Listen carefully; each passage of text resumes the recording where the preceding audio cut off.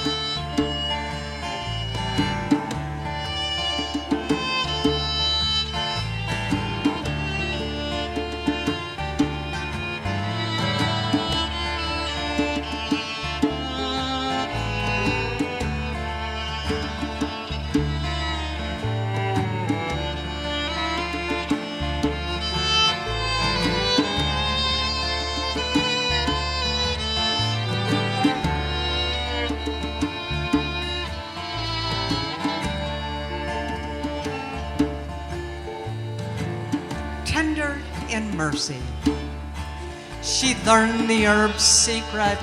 Some called her a pagan, a witch. Her house leaned into and against the wind, as if winter could topple it under a heavy load. Bright wood stove sparks hissed as icy rain blankets the roof. When her body dies, she hopes it will be in winter, before the blue jays gather raucously and ravenously outside her sitting room window. She recalls many seasons of grating dry root and steeping yarrow from her garden.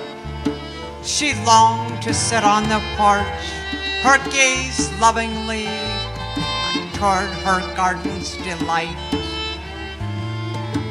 As winter fades away and her breath still remains her own, she sits by the wood stove, her face growing old and wrinkled, her graying hair wild and untamed by season's passage.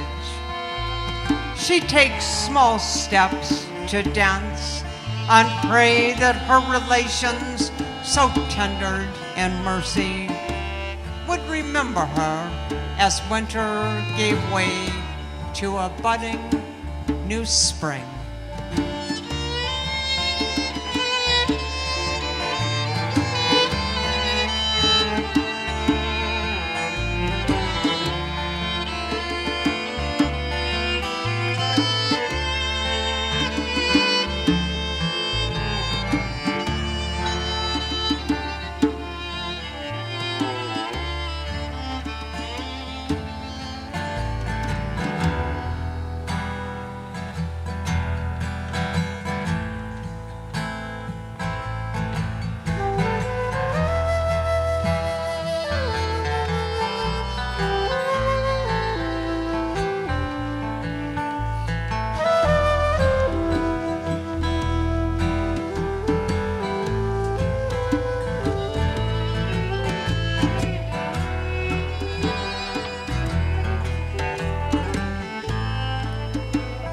Winter of hope. This is what my thoughts are. An illness and I sit down and I sing a prayer song to ask the medicine spirit and healer that they and I remain the same. These things I have asked as I arrived at my edge are good things. Spring sleeps awaiting beneath waterfalls, frozen feet, right down here where lines move from green into blue at the edge of sacred water. All around the frozen plains, spring will bring the foam swirling, swirling like small shore dancers, spinning their faith, love, hope, and charity. This is what my thoughts are, that the river rock absorb my illness. Come spring, this is what my prayers are.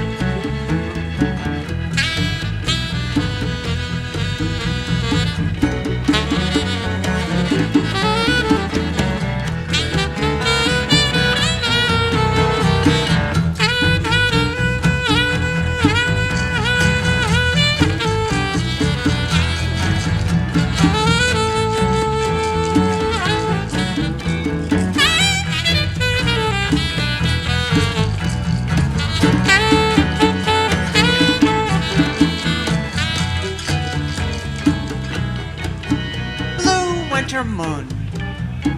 Blue winter moon, she travels through winter tree. Stark, then bare, she pours her breath across cold galaxy.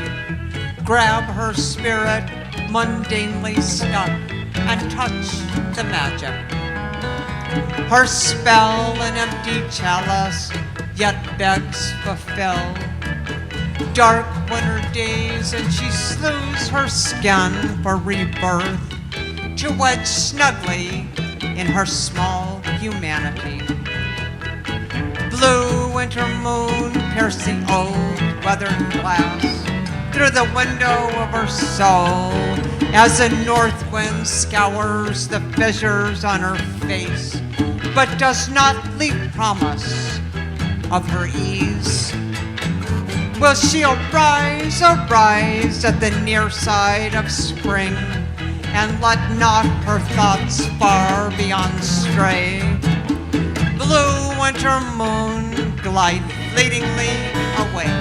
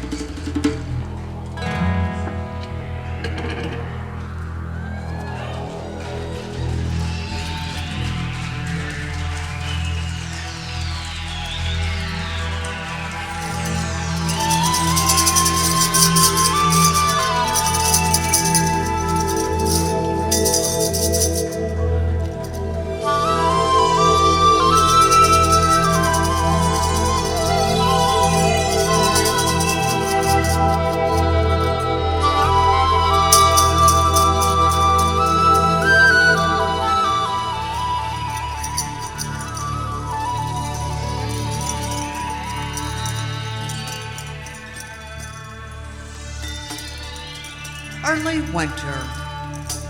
Winter came early to the creek this year.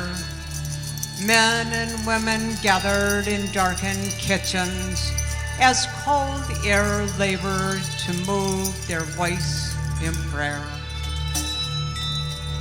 Here, when the dark cold comes, the drum beats loudly for a child is sick. A woman cries alone, and a man sits forlorn during the long, when winds rattle so cold. Soon, so soon, the frozen earth will be covered and slumbered under the icy bones of winter. From mountains to plains, and we longingly await the sweetness of spring's melting snow.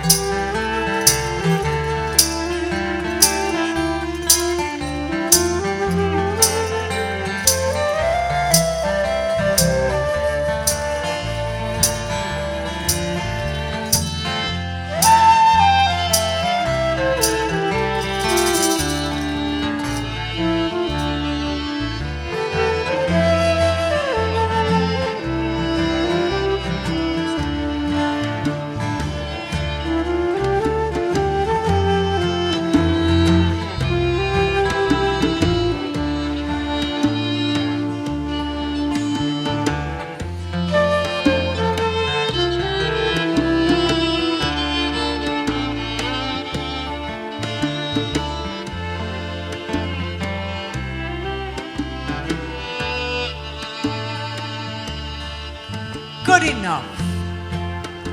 Outside her sitting room window, she hears Sister Raven's caw rise to echo through the icy and snow-covered grasslands. A candle burning flames low upon her table. The air is still.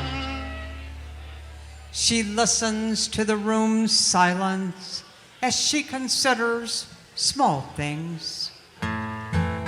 She knows that the light of her abandoned heart still glows brilliantly in all the spaces and miscued places as Raven's caw mimics her heart. She sees through dim candlelight the remainder of time and season. Some winter's night, she will again sit and listen into the silence, where she will remember when her heart was warmer, younger, stronger. Tonight, she is warm enough, young enough, and strong enough.